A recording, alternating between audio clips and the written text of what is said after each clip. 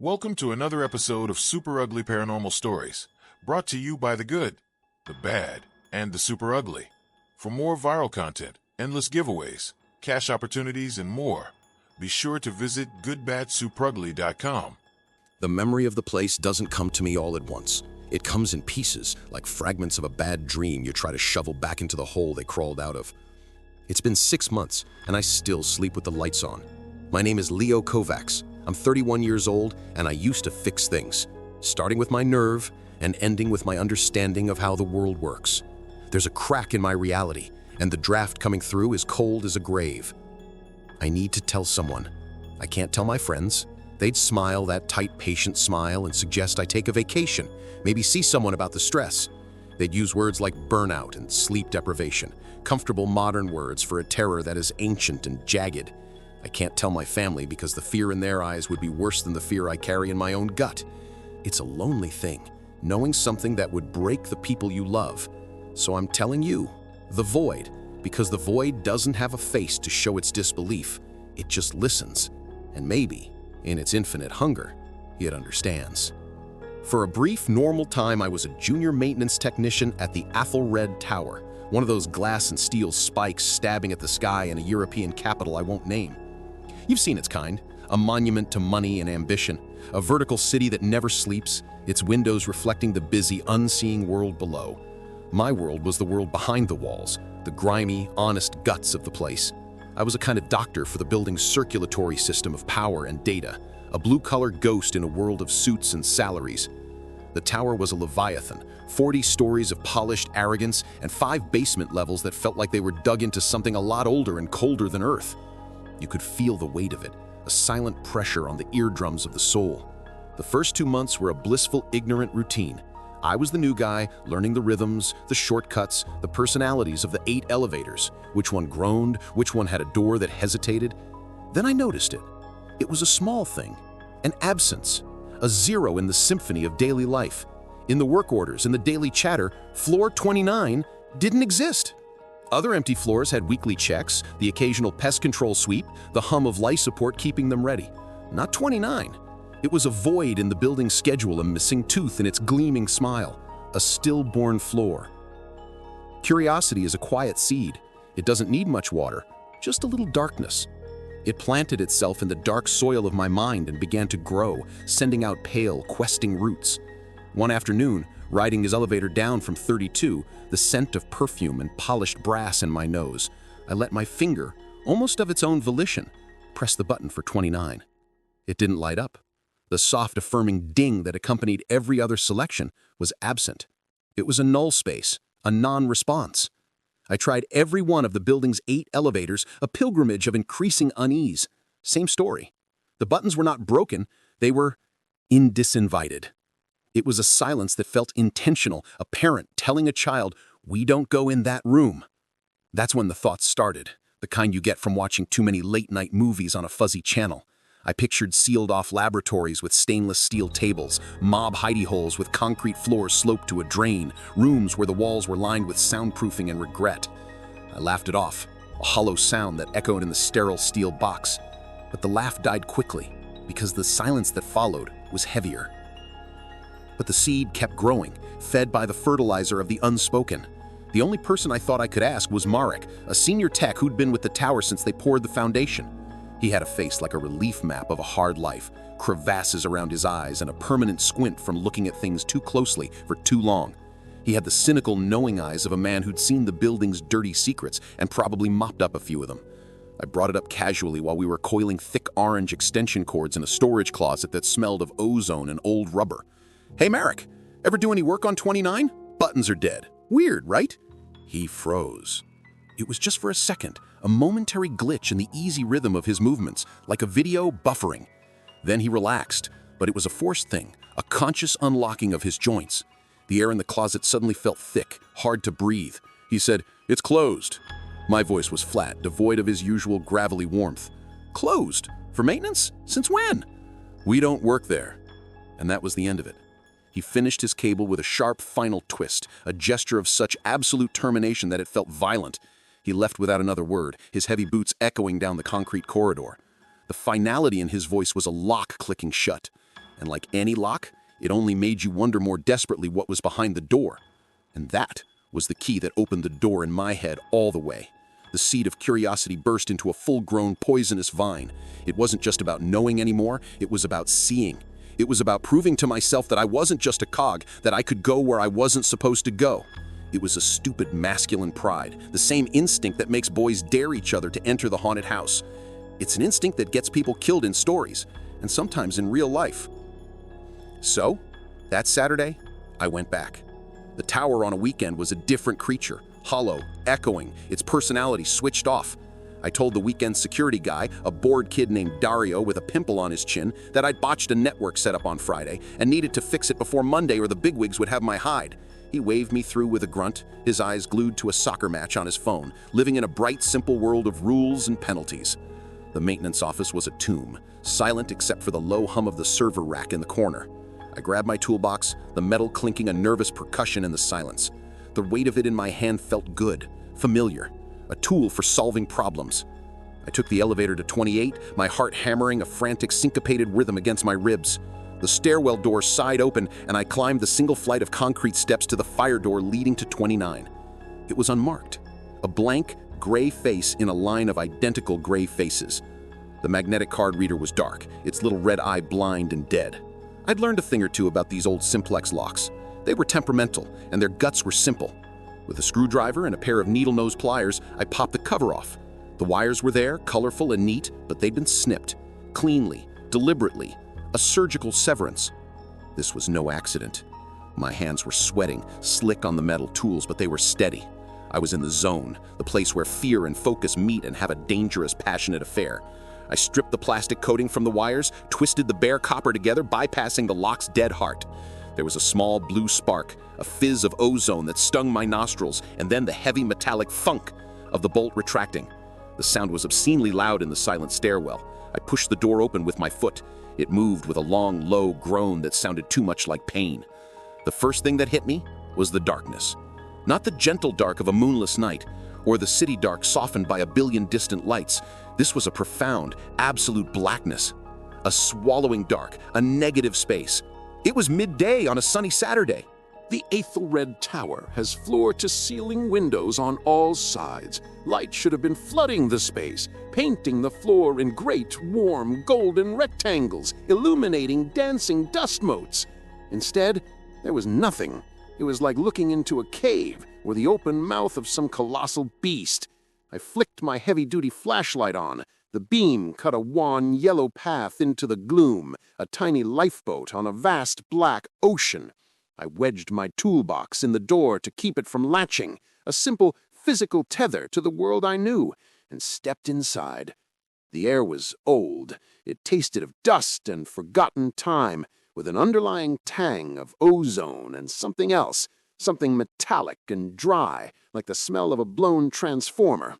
The floor was covered in a fine gray powder that puffed up around my boots, leaving perfect, damning footprints. I swept the light around.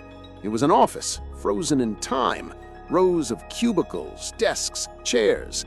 But it was the technology that stopped me cold, that sent the first real icy trickle of dread down my spine.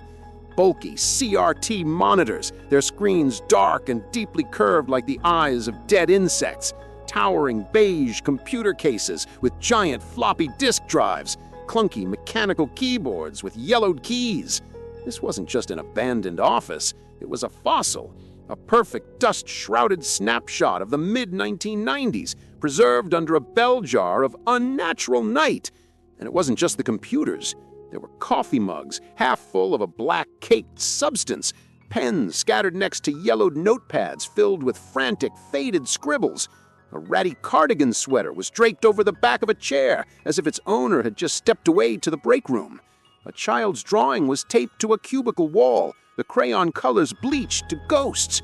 It was as if one moment 50 people had been typing, talking, drinking coffee, living their small human lives, and the next moment, poof, they had ceased to exist, their lives suspended in dust, their last moments fossilized.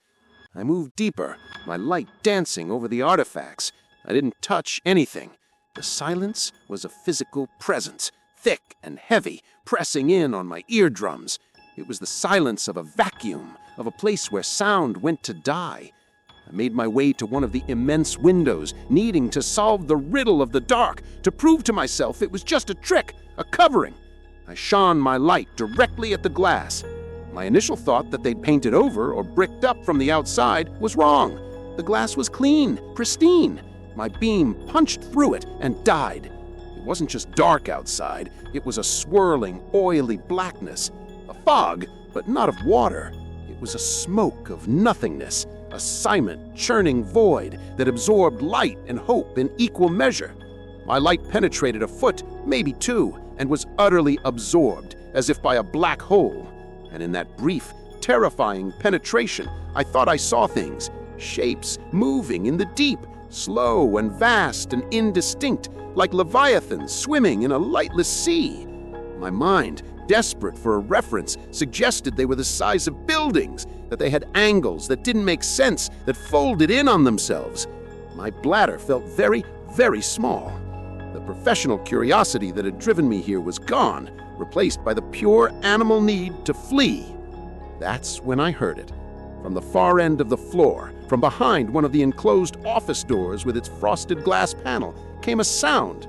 Clack, clack, clack, clack, clack, clack, ding! The brisk, percussive rhythm of someone typing fast and efficiently on an old mechanical keyboard. It was the sound of someone finishing a report, maybe, or typing a final urgent message. To whom? The sound stopped abruptly. A phone rang, not the polite chirp of a modern cell, but the jarring, metallic, insistent burr, burr, burr of a 1990s desk phone, the kind that could shatter the peace of an entire household. The sound was so alien, so violently, impossibly out of place that it shattered the last of my courage. A gasp tore out of me, loud and treacherous in the absolute silence. I didn't think. I ran. I bolted for the door, a panicked animal, my flashlight beam jerking wildly across the ceiling, the desks, the dust, creating a stroboscopic nightmare of frozen moments. I kicked my toolbox clear, heard it skitter and clang across the concrete of the stairwell, and slammed the heavy fire door shut with all my strength. The boom echoed up and down the stairwell like a gunshot. I stood there, chest heaving, sweat cooling on my brow, ears straining. I heard nothing from the other side. No typing, no phone, no footsteps. Just the deafening roar of my own blood in my ears and the frantic, ragged sawing of my breath. Back in the maintenance office, my hand shook so badly I slopped hot water from the kettle onto the counter. The tea tasted like ashes. I called in sick for the entire next week. I still am sick, in a way no doctor can fix.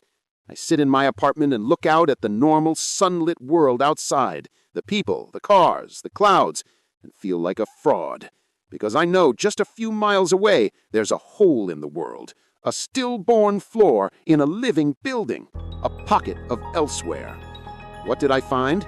A pocket of the past, a loop in time from 1995 that had pinched off from the main timeline, a dimensional cyst, a blister on reality where some other place was bleeding through, a place where the company that rented it, Omnicorp Solutions, performed some experiment in data transmission or psychic resonance that went terribly, silently right, punching a hole through the fabric of things.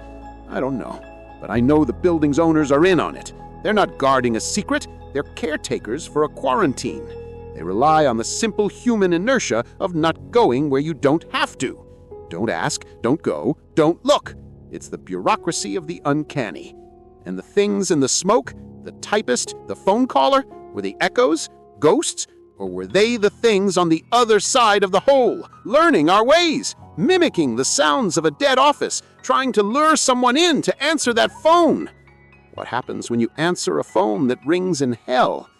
I'm a handyman. I fix leaky faucets and wobbly chairs and faulty data ports. I fix things that are broken. But how will you fix a hole in reality?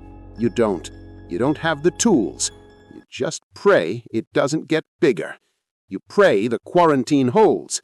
And you pray even harder that whatever's on the other side, with its slow, vast shapes and its patient ringing phone, isn't learning how to pick the lock from its side. They say the mountains are old, and I believe it. but it's not the kind of old you find in history books. It's a deeper, colder old, listening old.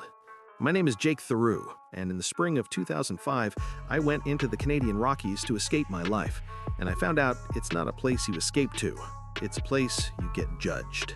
It's a cathedral whose pews are made of pine and whose sermons are written in the language of stone and silence and things that walk on hooves the size of dinner plates.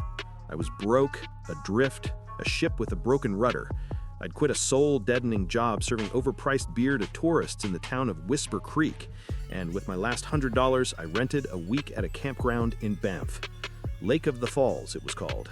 The name sounds idyllic, but the place had the feel of a place that had been forgotten by time and joy. It was a ghost town of empty sites, hemmed in by a 5-foot electrified fence to keep the grizzlies out. A necessary precaution, they said. I didn't know then that some things, the things that truly own the land, a fence can't stop. It's like trying to keep out the wind with a picket fence. The first night was a brutal, shivering battle against the cold. The ground was iron, the air a knife in my lungs. I wore every piece of clothing I owned inside my sleeping bag, a human sausage in a nylon skin, and still I slept in fits, my teeth chattering like mad castanets. I genuinely thought I was going to die of exposure. God, what a sweet, simple, natural end that would have been. A clean death, the kind of death you can explain on a form. The second night, my body, exhausted from terror and cold, finally managed to fall into a shallow, shivering sleep. That's when it came. Thump. My eyes snapped open in the absolute black. Not the black of a city with a million distant lights, but the total, consummate blackness of the deep wilderness. A black you can feel on your skin like velvet. Thump. Thump. It was right outside the thin nylon wall of my tent, inches from where my head lay on a bundled-up jacket. A heavy, solid, dense sound, the sound of a great weight being lifted and let fall. Not aggressive, not frantic, deliberate, measured, the slow, patient beat of a dreadful, patient heart. Bump, bump, bump. A sound that didn't just enter through my ears, but through the ground, vibrating up through the frozen earth and into the bones of my spine. I am attuned to things. I always have been. I feel the weather in my bones before the barometer drops, the moods of people like a change in atmospheric pressure. And lying there in the dark, paralyzed, I could feel the presence on the other side of that flimsy fabric. It was massive. It was malevolent. It was utterly, terrifyingly conscious. And it was looking at me. It knew I was in there, a mouse in a paper bag, and it was letting me know with each measured thump that it could unmake the bag and the mouse inside whenever it chose. It was testing the fabric, not with claws, but with presence. Somehow, a mercy of sheer exhaustion pulled me back under. I don't know if it stopped or if I just passed out from the sheer system overloading terror. My consciousness simply blew a fuse. The next morning, I waited for full, unequivocal light before I moved. The sun was a weak white coin in a vast, cold sky. My breath plumed in the air like the ghost of my fear. I scrambled out, my eyes darting immediately to the ground behind my tent, to the small patch of earth between my sight and the ominous, humming fence. The earth was frozen solid, a patchwork of old snow and iron-hard mud. No prints, no sign. I told myself it was a moose, a big, curious, dumb bull. A moose could step over that fence, right? It was a stupid, desperate lie, a story I tried to sell myself, and my gut, the part of me that knew, it didn't believe it for a second. A moose doesn't feel like concentrated, intelligent hate. That night, terror was my only blanket. I read from a book on sacred geometry, Around 2 a.m., the flower of a life, light, trying to pattering find rain some started pattern, on the tent some fly. A divine normal mathematical sound, order a in a comforting, universe that had earthly suddenly become sound. chaotic, For a moment, my predatory, heart and unclenched. personal. Then The elegant other spirals sound and joined interlocking it. circles were Thump, a poor defense thump, against what was thump. coming. Not one, two of them. They stood on either side of my tent, their immense weight making the ground shudder with every impact. The rhythm was different now. Not a patient heartbeat, but a statement, a conversation. Thump from the left, thump from the right. They were flanking me. The message was clear, and it was telepathic in its clarity, bypassing my ears and being stamped directly into my mind. We are more than one. We surround you. We could tear this place apart. We could tear you apart, and we want you to know it. We want you to feel the geometry of your own helplessness. I sat up, my body rigid, every muscle wire-tight. I fumbled in my pack, my numb fingers closing around a candle. It was a gift from an old girlfriend, a votive to St. Jude, the saint of lost causes and hopeless situations, the patron saint of guys like me who have painted themselves into a cosmic corner. I lit it with a trembling hand. The small, warm, stupidly brave flame pushed back against the crushing blackness by maybe an inch. It was like spitting into a hurricane, but it was all I had.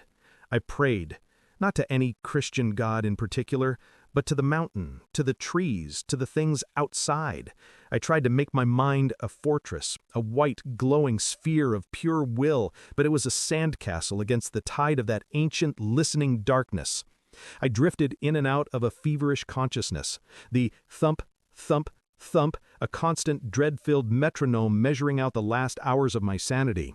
The smell of pine and wet earth was now overpowered by a new scent, one I can only describe as hot stone and old meat.